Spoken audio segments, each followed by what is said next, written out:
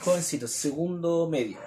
¿Ya? Bueno, antes de comenzar a explicar y cualquier cosa, a esta altura ya estamos en conocimiento de que está circulando un comunicado emanado por la agrupación que tiene ustedes, el colectivo que tienen ustedes, ¿cierto?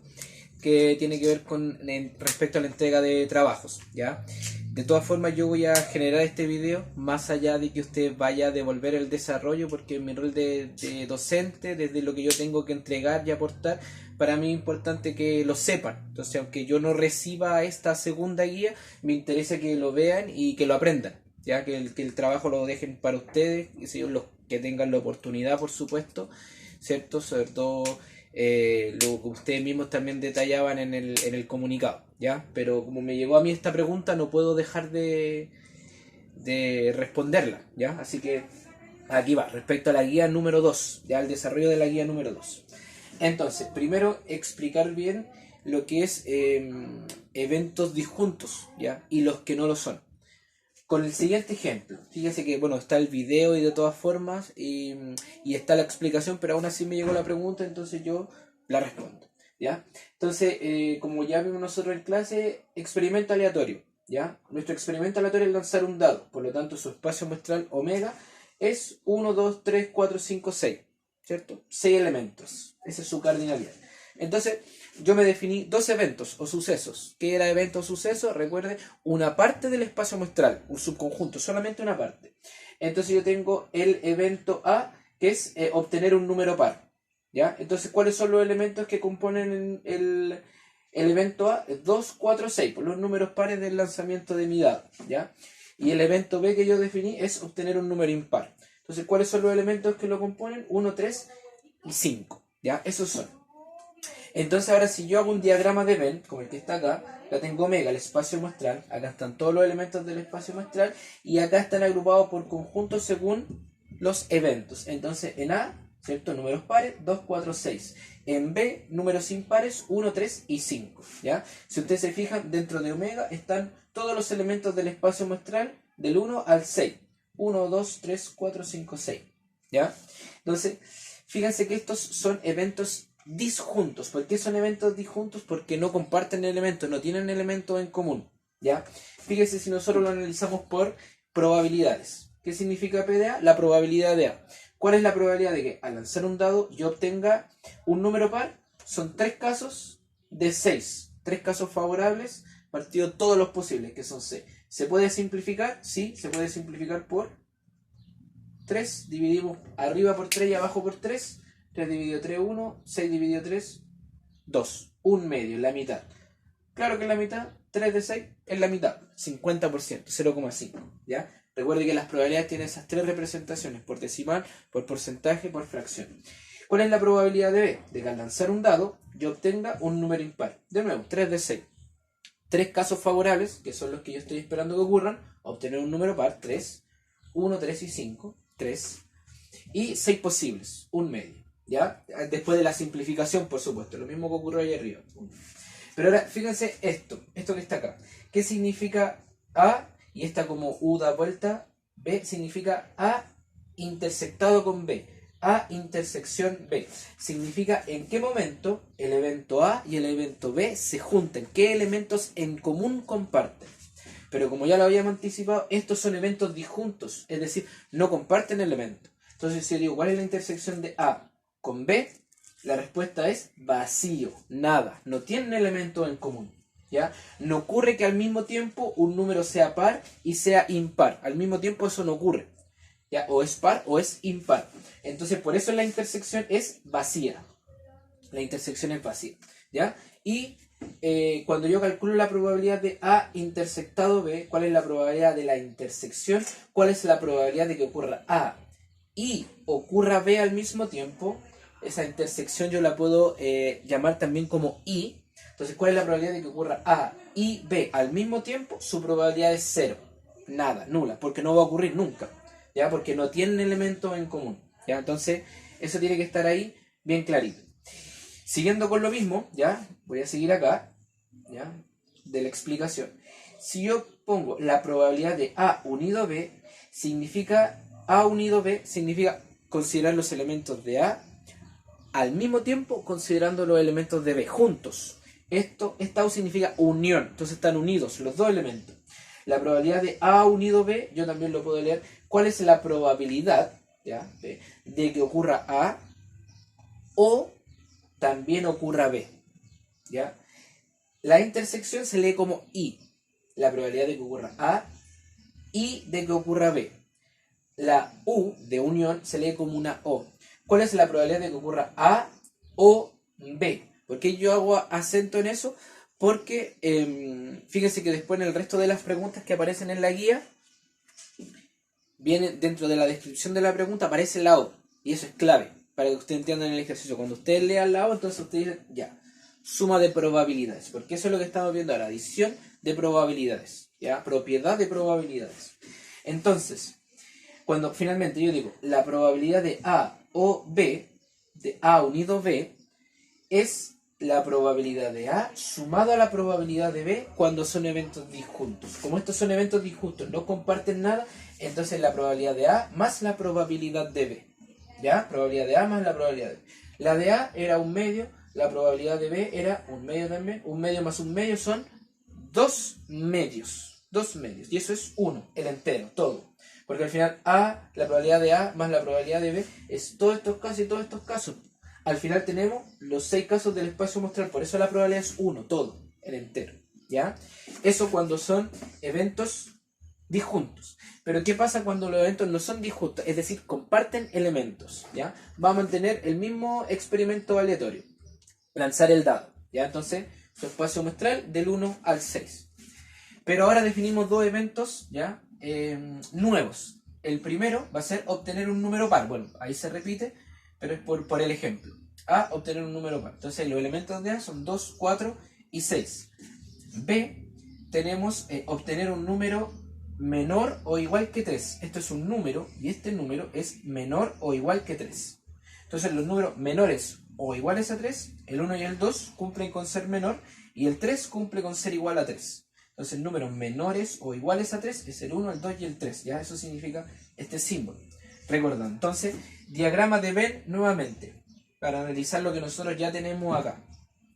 El espacio muestral, es decir, todos los elementos del espacio muestral, que es lanzar el dado, ¿ya? Del 1 al 6. Entonces, en el evento A, nosotros tenemos todos los elementos de A, que serían A, todos los números pares. 2, 4, 6. 2, 4, 6, ¿ya? En el evento B, tenemos los números que son menores o iguales que 3. 1, 2 y 3, ¿ya? ¿Cuál es el elemento en común? ¿Cuál es el elemento que comparten? Ahí se ve a través del diagrama de Venn, el 2. Ese es el elemento que comparten, ¿ya? Ese es el elemento que comparten. Fíjense acá, en esta parte de acá, en esta línea. Acá yo que estoy diciendo A intersección B, A intersectado B. ¿En qué momento se encuentran A y B? ¿Cuál es el elemento en común que comparten? Ese es el 2, ¿ya? Es el 2.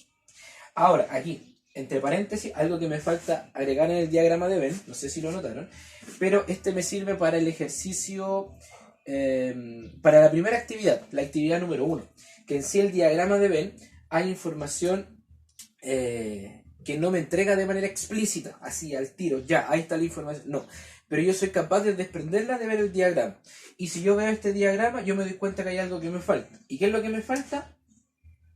El 5. ¿Ya? ¿Y por qué queda acá afuera? Porque es parte del espacio muestral del experimento aleatorio, ¿ya? El 5, pero no pertenece a B y no pertenece a A. ¿Por qué no pertenece a el 5? Porque no es un número par. ¿Por qué no pertenece a B? Porque no es menor o igual que 3. El 5 es mayor que 3. Por eso queda acá afuera, ¿ya? Entonces, eso les sirve para la actividad número 1 de la guía, para que ustedes desprendan información ahí que tienen que sacar para las preguntas, específicamente la pregunta F y la pregunta G, si no me equivoco, ¿ya? Entonces ahí tienen ustedes que desprender esa información. Entonces fíjense acá, ya nos dimos cuenta que estos eventos que están acá no son disjuntos, porque tienen elementos en común. ¿Cuánto? 1, que es el 2, que cumple con ser par y cumple con ser un número menor o igual que 3 al mismo tiempo. Cumple ambas condiciones al mismo tiempo. Entonces, ¿cuál es la probabilidad de sacar un número par del lanzamiento del dado? 3 de 6. 3 de 6. 3 de 6 casos totales, ¿ya? Lo podemos simplificar, quedaría así mismo, ¿ya? Pero lo vamos a mantener así por propósitos del ejercicio, del ejemplo. ¿Cuál es la probabilidad de que ocurra B? ¿Ya? La probabilidad de que ocurra B es 3 casos de 6 del lanzamiento del dado. 3 de 6 de nuevo, ¿ya? Se puede simplificar también. Ahora, yo ya le había explicado A intersección B. Entonces, veamos ahora qué significa P de A intersección B. Significa cuál es la probabilidad de que ocurra A y de que ocurra B al mismo tiempo. De que ocurra A y de que ocurra B al mismo tiempo. Es decir, de que sea un número par y que sea menor que 3. Quien cumple las condiciones al mismo tiempo es solamente el 2. Un elemento. Un caso favorable. ¿De cuánto? De 6. Pues recuerden que es el lanzamiento del dado, ¿ya? Entonces, en general, ¿cierto? Terminaba concluyendo ahí la información que aparece en la guía, ¿ya? Que ¿cuál es la probabilidad de A unido B? ¿Cuál es la probabilidad de que ocurra A o de que ocurra B? ¿Ya? Todo esto, una suma de probabilidades, pero cuando los eventos no son disjuntos, es decir, que comparten elementos, ¿ya? Entonces va a ser la probabilidad de A más la probabilidad de B menos la probabilidad de la intersección. Menos la probabilidad de la intersección. Entonces la probabilidad de A, ¿cierto? Nosotros ya teníamos que era 3 sextos. La probabilidad de B, 3 sextos. Menos la probabilidad de la intersección. La probabilidad de la intersección era 1 sexto. Entonces 3 sextos más 3 sextos menos 1 sexto. ¿Ya? Finalmente, 3 más 3 son 6, menos 1, 5. 5 sextos. ¿Ya? Entonces, ¿cuál es la probabilidad de que ocurra A o de que ocurra B? ¿Ya? De que ocurra uno o lo otro, la probabilidad es 5 de 6.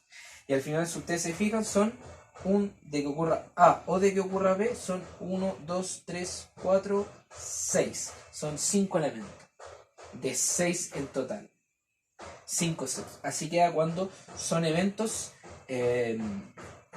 cuando los eventos no son disjuntos, es decir, cuando comparten elementos, ¿ya? Ahora bien, fíjese que acá, en este caso, cuando los eventos sí son disjuntos, es decir, no comparten elementos, acá yo también pongo la probabilidad de A más la probabilidad de B menos la probabilidad de la intersección. También lo puedo ocupar acá, porque la probabilidad de la intersección, recuerden que era 0. Entonces al final le resto acá 0, le resto nada y me queda igual, ¿ya? Entonces puedo ocupar esta fórmula para trabajar tanto los eventos que son disjuntos como los eventos que no son disjuntos, ¿ya? En este caso, la intersección, ¿ya?, va a tener importancia y acá la intersección no va a tener importancia. Va a ser solamente sumar la probabilidad de A más la probabilidad de B, ¿ya? Eso con respecto, en general, a la primera información y lo que les va a ayudar a trabajar con los primeros ejercicios, ¿ya? Para que ustedes ahí lo vayan viendo, tienen que ver que el 2, aunque está acá, es parte del evento A, y el 2 también es parte del elemento B. B tiene 3 elementos y A también tiene 3 elementos, ¿ya? Para que le ayude a trabajar ahí en la actividad número 1. En la actividad número 2, ¿ya? Solamente recordar que también lo vimos en clase, ¿ya? Que si yo lanzo 2 dados honestos, recuerde que si yo lanzo un dado, voy a tener 6 posibilidades. Si lanzo el otro dado, voy a tener 6 posibilidades también. Entonces, como tengo 6 posibilidades en el otro, al lanzar 2 dados, voy a tener yo el producto. 6 por 6, 36 elementos. 36 elementos. ¿Y cómo van a ser esos elementos? Van a ser de el 1 con el 1, el 1 con el 2, el 1 con el 3, el 1 con el 4, el 1 con el 5, el 1 con el 6. Ahí tengo 6 elementos. El 2 con el 1, el 2 con el 2, el 2 con el 3, el 2 con el 4, el 2 con el 5, el 2 con el 6. Ahí tengo 6 elementos más, ¿ya? Y yo los puedo ir anotando así, por ejemplo. Como les dije, el 1 con el 1, 1 con el 2, el 2 con el 3, el 4 con el 6. Y así tengo yo 36 elementos, ¿ya? Y de ahí tengo que empezar a calcular las probabilidades. Es decir, una fracción con, en el numerador, casos posibles, en el denominador, casos favorables. Perdón, al revés. Es una fracción con, en el numerador, casos favorables y en el denominador, casos posibles. Ahí sí, ¿ya? Entonces, por ejemplo, dice la letra A que la suma de los puntos sea 8. Entonces yo tengo que buscar todos estos casos donde la suma de los puntos sea 8. ¿Ya? Por nombrar un caso, el 4 con el 4, ahí tengo un elemento favorable, que estaría considerado para el numerador. El 3 con el 5, por poner otro ejemplo, ¿ya? Y así, todos los elementos que sumen 8 son los que van en los casos favorables. Y abajo, en los casos posibles, eran finalmente 36. ¿Ya?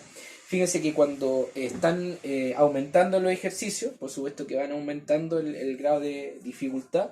Entonces, por ejemplo, la letra C dice que la suma de los puntos sea 8 o 10. 8 o 10. Entonces aparece el O. Y si aparece el O, tenemos suma de probabilidades. Si aparece el O, de que ocurra un evento o de que ocurra el otro. Es una unión. Ahí está. Es una unión. ¿Ya? Entonces, atento ahí con las palabras que van apareciendo. Y también tienen que ir viendo en cada uno de esos casos si los eventos son disjuntos o no lo son. Es decir, comparten elemento o no comparten elemento. ¿Ya? Y en el último, en la actividad número 3, dice, resuelve los siguientes problemas. Se extrae una bolita al azar de la tómbola. ¿Ya? Entonces, destacar que la tómbola tiene 25 bolitas. Entonces, ahí están todas mis posibilidades, 25 bolitas. ¿Y cuál es la probabilidad de que la bolita sea un número par o un múltiplo de 4? Número de par o múltiplo de 4. De nuevo,